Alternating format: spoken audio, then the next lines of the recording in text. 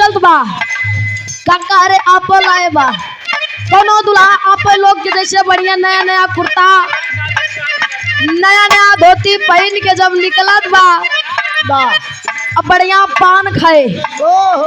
पनवा थुकत क्यों करे कुर्तवा पे छुईगा दुल्हनिया एकदम घिसिया के कहे कहो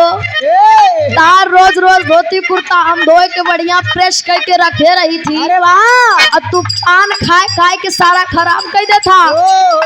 दुल्हनिया खिसिया के कहे भैया आप डीएम ड्राइवर पाल गड़ौर की पावन धरती से 101 रुपए का महान आशीर्वाद भैया के बहुत बहुत प्रणाम है। दुल्हनिया खिसियाए के दुल्हावा के कहा बाका कहे भैया धोवे में निकाल जाता भैया के कुर्ता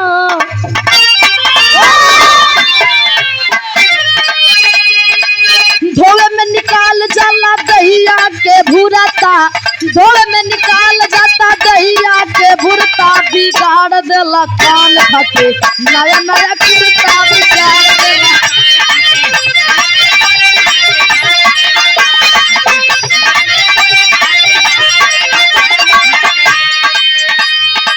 धोवे में निकाल जाता दहिया के भूरता धोवे में निकाल जाता दहिया के भूरता बिगाड़ देला कान खाके नया नया कुर्ता बिगाड़ देला।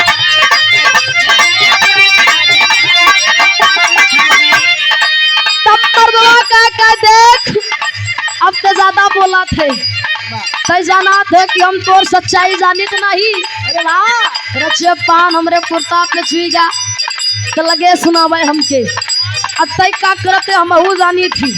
कहा है मर्दवा का ढेर जनी बोल गरम हो तब पड़िया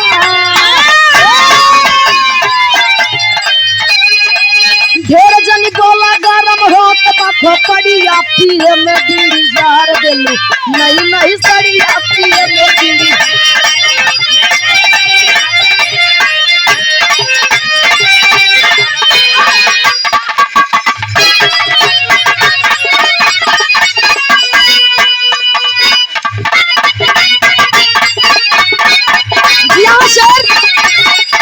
क्या बात है